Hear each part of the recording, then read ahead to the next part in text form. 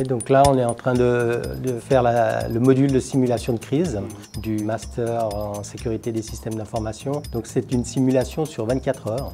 Donc on a 3 cellules de crise qui fonctionnent en ce moment et qui doivent réagir. Alors aussi bien en termes techniques, c'est-à-dire de réagir aux attaques informatiques, mais également de réagir et de répondre dans tous les aspects de communication. Dans le cours de l'après-midi, c'était plutôt assez calme, le temps pour nous de nous mettre en place, d'avoir une connaissance par rapport à nos collègues qui sont le directeur de communication, le directeur des ressources humaines, le directeur logistique, le directeur technique et le responsable de la cellule de crise.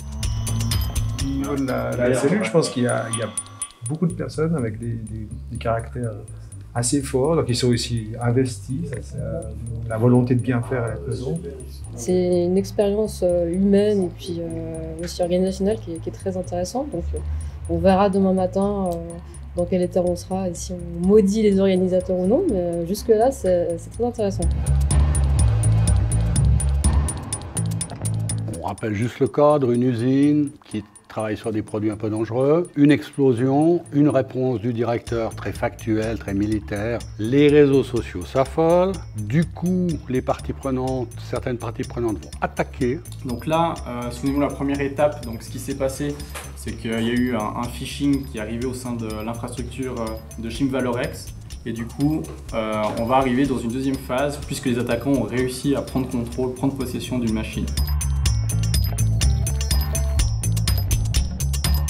On est quand même dans une logique didactique, c'est-à-dire je fais quelque chose, je fais une erreur, nous on est là, on leur envoie un autre message et ces ajustements progressifs permettent dans le fond à ces gens qui sont malheureusement certainement appelés à gérer des crises de se dire et si ça m'arrive, qu'est-ce que je fais? Et puis on va monter crescendo en fait dans les attaques de plus en plus difficiles. Donc c'est de voir comment ils gèrent, puis ensuite en fin de nuit, on va essayer de faire un débriefing sous la forme de communiqué de presse, conférence de presse devant des journalistes.